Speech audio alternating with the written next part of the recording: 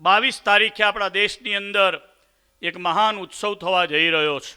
શ્રી રામ જન્મભૂમિ ઉપર ભગવાન શ્રી રામનું મંદિર, એમાં રામલલ્લાની મૂર્તિ પ્રતિષ્ઠા થવાની છે. લગભગ 500 વર્ષનો ઇતિહાસ છે. ભારતમાં રહેલી હિન્દુ પ્રજાને દબાવી, એની માનસિકતા, એના ધર્મ ઉપર પ્રહાર કરી અને મોગલોએ શાસન કર્યું છે.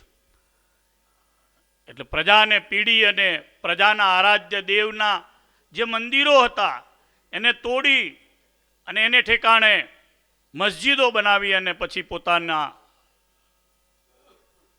જે સુબાઓ હતા એના દ્વારા પ્રજાને મુસલમાન બનાવવાનું કામ જે તે વખતે થયું હતું.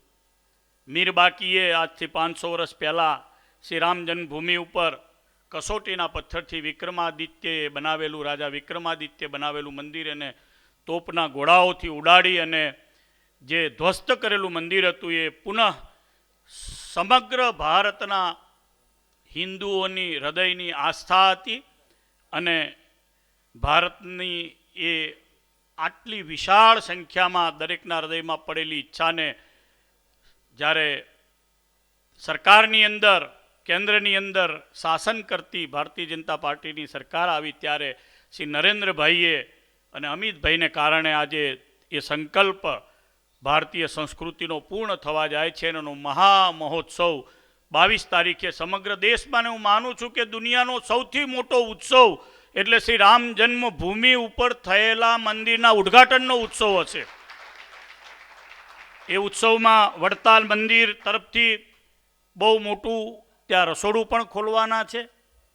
પૂજ્ય કોઠારી સ્વામી અને હું બંને જણા અમને બોલાવ્યા હતા, અમે દિલ્હી ગયા હતા. ત્યાં ગુજરાતમાંથી 2 સંસ્થાઓ રસોડા કરવાની છે. એક બજરંગદાસ બાપાની સંસ્થા અને એક બગદાણાની સંસ્થા, અને બીજી આપણું વડતાલ સ્વામિનારાયણ મંદિર. આ 2 સંસ્થાઓ ત્યાં રસોડા કરવાની છે. હજારો લોકોને દરરોજ આપણે ત્યાં જમાડવાના છીએ. જે ટ્રેનોથી, બસોથી આવનારા ગુજરાતી અને ઇતર, જેની વ્યવસ્થા ભારતીય જનતા પાર્ટી કરવાની છે કે કોણે કયા રસોડે જમવાનું છે. પણ આપણે ત્યાં 20થી વધારે દિવસ આચાર્ય મહારાજના આશીર્વાદથી, વડીલ સંતોના આશીર્વાદથી, આપણા મેનેજિંગ ટ્રસ્ટી બોર્ડે, આપણા ચેરમેન શ્રીએ, અમે બધાએ ભેગા થઈને નક્કી કર્યું અને સરસ મજાનું રસોડું આપણા વડતાલ સ્વામિનારાયણ મંદિર તરફથી શ્રી રામ ભક્તો જે દર્શન કરવા માટે જવાના, એના માટે થવાનું છે. આ બહુ મોટી ગૌરવની વાત છે કે આવા ઐતિહાસિક ક્ષણે પણ આપણી સંસ્થાને દેશના વડાઓ યાદ કરે, દેશના રાજ્યકર્તાઓ યાદ કરે અને આપણને ત્યાં બોલાવે. આપણી વ્યવસ્થાઓ એવી છે. આપણું સારંગપુરમાં ચાલતું રસોડું હોય, આપણું વડતાલમાં ચાલતું રસોડું હોય, આ બધા આયોજનો જોઈ અને આપણને ત્યાં બોલાવ્યા છે. 22 તારીખે અહીંયા બહુ મોટો, વડતાલમાં પણ હજારો હરિભક્તો ભેગા થવાના છે. અહીંયા દીવડાઓથી આખા મંદિરને શણગારવાનું છે. આચાર્ય મહારાજશ્રીએ સૌથી પહેલો સંકલ્પ વ્યક્ત કર્યો હતો આજથી 1.5 મહિના પહેલાં સારંગપુરની અંદર હનુમાનજી મહારાજ આગળ કે ગામે ગામ, શેરીએ શેરીએ, નાકે નાકે એલઈડીઓ મુકાવા જોઈએ અને ત્યાં શ્રી રામ મંદિરનું ઉદ્ઘાટન થાય છે. એના બધાને સમગ્ર ભારતની જનતાને દર્શન થવા જોઈએ. અને એના ભાગરૂપે રાજકીય પક્ષ ભાજપે બધી જગ્યાએ આયોજન કર્યા છે. એના ઉત્સવની ઉજવણી રાખી છે. આ લાઈવ જોઈ રહેલા અને સભામાં ઉપસ્થિત સૌએ પોતાના ઘરમાં ઉત્સવ મનાવવો. વડતાલમાં માનો કે હાજર નથી તો તે દિવસે નવા કપડાં પહેરવા, રંગોળી કરવી, ઘરે તોરણ બાંધવું, ભગવાન રામની શોભાયાત્રા નીકળવાની છે ગલી ગલીએ, તેમાં ભાગ લેવો, ફટાકડા ફોડવા, ભગવાનને સારો સુંદર મજાનો થાળ કરીને જમાડીએ. અને અમે તો ઈસવીસન 1986થી આ આંદોલનમાં ભાગ લીધો છે. ઈસવીસન 1986માં રામ જાનકી રથયાત્રા નીકળી. વીરપુર બાલાસિનોર તાલુકાનું છે, ત્યાં એ રામ જાનકી રથયાત્રા લઈને હું ગયો હતો. તે દિવસે મારી ઉંમર 17 વર્ષની હતી.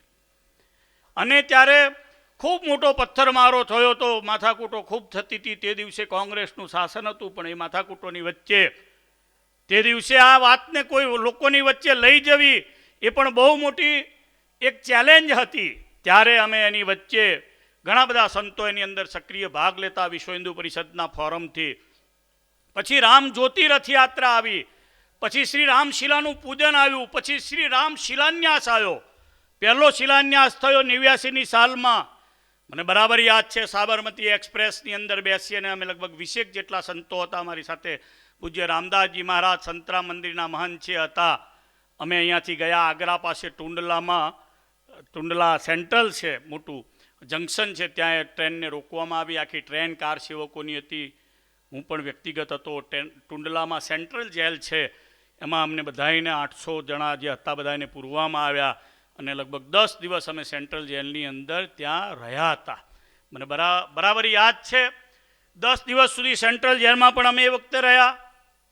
89ની સાલની આ વાત કરું છું. 90માં મુલાયમસિંહજીની સરકાર વખતે શિલાન્યાસનો સફળ પ્રયત્ન વિશ્વ હિન્દુ પરિષદે કર્યો, ત્યારે કાર સેવકોને ગોળીઓથી મારવામાં આવ્યા. સેંકડો કાર સેવકો મરી ગયા.